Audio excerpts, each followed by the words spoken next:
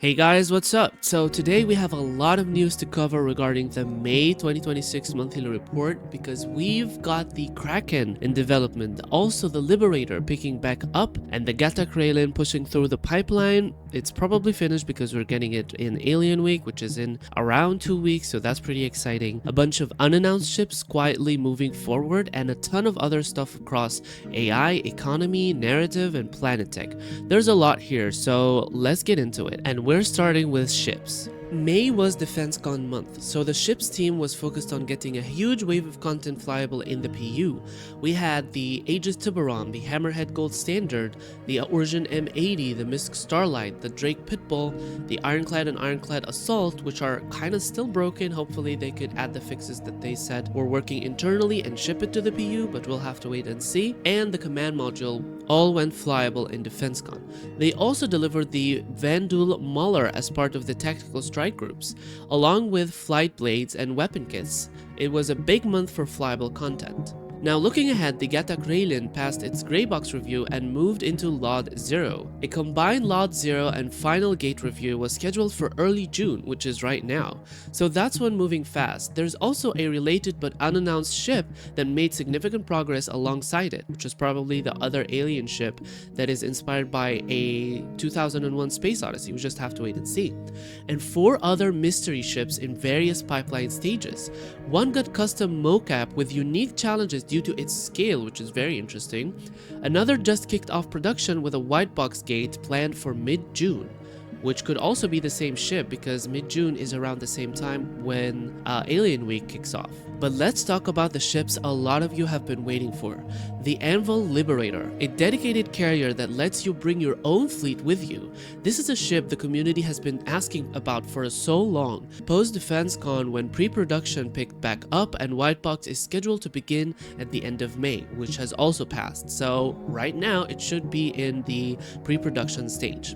They also updated the interior layout specifically to make entry and exit to the landing pads faster. That details matter. It tells you the team is actively thinking about how the ships function in practice. It's moving and it's real, and if you've been waiting for the Liberator for so long, as of many people that I know, this is the update you wanted to see. It is still in early stages, but it is being developed and worked on right now. Then there's the Drake Kraken. This is the one, a massive capital class carrier that the community has also been waiting for since forever, and it is in active greybox development right now. The team is reworking the hero rooms to incorporate more of the Drake kit used in the Ironclad.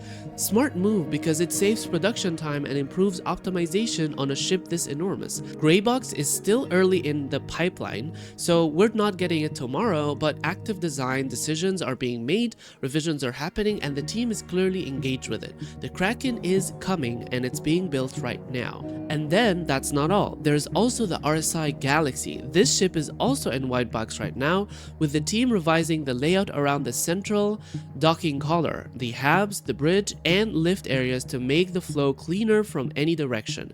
For those who don't know what the Galaxy is, this is one of the most anticipated ships in the entire game this year. It's a large modular multi-role ship where you swap out entire modules depending on what you want. Medical module, refinery module with dual processors for simultaneous refines job, cargo module. It's a one ship that can completely change its role based on what you install. It's essentially a mobile base. CIG has confirmed it as the headliner ship for IAE 2956 in November, so that's the target window. The fact that it's in whitebox and actively receiving layout revisions right now lines up with that timeline.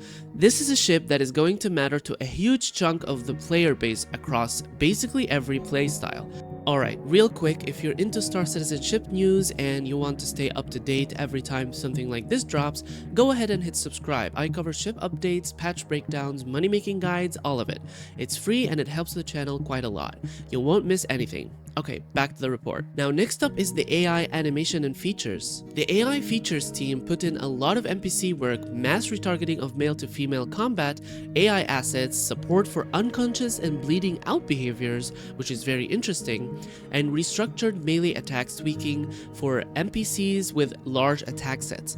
Now, when I first read the support for unconscious and bleeding out behavior specifically, I thought to myself, what if this was also brought into players? I was talking in a previous video about what healing could be like in the future, and the thing that came to mind was drones, because that seems the most logical thing for me, is to have healing drones to heal people, because they're going to develop drones anyway for base building. But some of you told me that they reverted back that claim and they're not using drones for healing.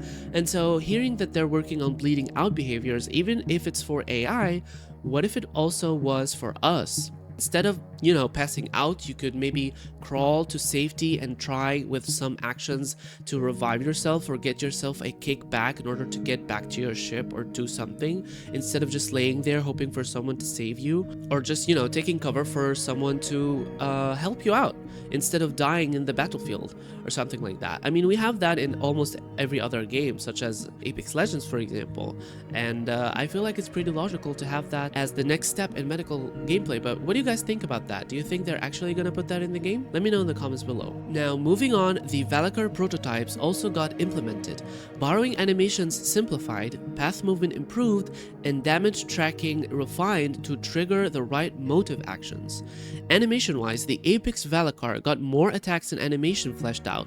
New enter and exit animations were captured for upcoming ships. There's also a new full-body mission giver coming who will have her own place in the verse, which I'm guessing the new Recco character, which was in the game before, but now we're getting her again. Anyways, facial animation processed a big batch of content from April's performance capture shoot, all going into 4.9. Close-up content got higher quality tier processing. They also ran 2 more performance capture shoots covering both 4.9 and 4.8. The one they're building up, Recco Battaglia, is coming back. She's a mission giver, and this will be the first time an old character returns to the verse, with new content and missions. The pipeline has changed significantly since her debut, so players will be able to directly compare the old version to what the team can do now, which is pretty exciting. They're pushing hard into narrative sides, which is one of the main pillars for Star Citizen 1.0, which is pretty exciting. Now, moving on to the economy section, which you could argue whether or not we have an economy in the game, but nonetheless, it is a section in the monthly report. Now, Alpha 4.8 brought ship insurance adjustments and more player-crafted items in the game. Consumable prices were adjusted and components now have a wider price range. Grade A military components specifically went up to create more of a sense of progression. Salvagers also got a bump, with component sales prices increased, so high-tier components you find are actually worth something. So a few things moving on the online side. In-game text chat between players is being built out. It's called the Social Chat MVP, or Minimum Viable Product, which goes to show that they're pretty early in that stage, but they're working on it nonetheless. And alongside that, friends lists, online presence, party viewer, and org functionality are all formally tracked as upcoming deliverables. Item recovery got an update in Alpha 4.8 with the new vehicle loadout system, which lets you save and restore your ship builds through the ASOP terminals. This system has been around since 4.1, but this is a meaningful expansion of it. More improvements coming down the line, and the Maglock system just entered planning as part of the broader feature set, which I'm not really sure what the Maglock system is. Do you think they are related to the suit lockers, where you lock the items in place and only people with permission or people who have purchased the item from you, once player-to-player trading in, is able to unlock the armor or the weapons and take it for themselves? I'm really curious on what that system is.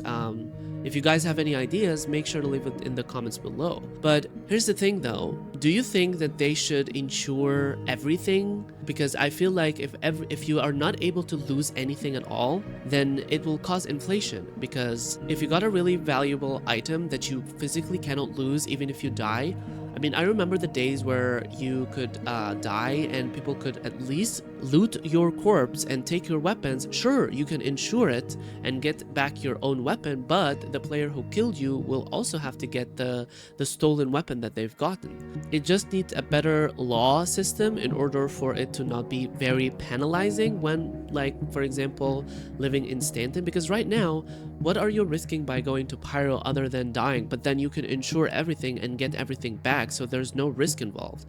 And I feel like, I don't know, I feel like they should balance it out, and there are some perks and cons to insuring items, and maybe still, even if you can insure items, you can still loot it from the corpse of other people. I don't know about that, that's just my opinion. If you have thoughts about that, also tell me in the comments below. But nonetheless, the team also flagged a serious issue they've been working on. The contract system was generating way too many database entries, causing overload and instability across the board. Two critical tasks were created to cut that down and fix how contracts are filtered. If missions haven't been showing up for you consistently, that's almost certainly what's been behind it.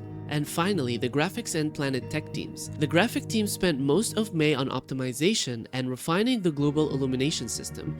Nothing you'll see in-game just yet, but it's all coming in a later patch. The more exciting stuff is on the Planet Tech side. The Genesis team is basically wrapping up the core technology and moving into polish and stability.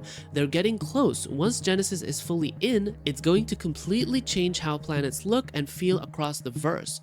More varied, more alive, more detailed. This is one of those fundamental systems that everything else is going to be built upon them. And they're going to be released around September, I believe, once we have 4.10, hopefully, fingers crossed. Once we get the next planets in, they should have the Genesis system. So that's the May monthly report for Star Citizen. The biggest takeaways for me are the sheer number of ships quietly moving through the pipeline right now. The Liberator and Kraken both making progress, Genesis is getting closer than ever, and 4.9 shaping up to be a heavy narrative patch with Recco Battaglia coming back, and there's a lot in motion. If you want deeper dives on any of these ships, drop it in the comments below. I'll make dedicated videos for them. But with that said, thank you guys so much for watching. Make sure to leave a like and subscribe, it helps me out a lot, and as always, I will see you in the verse.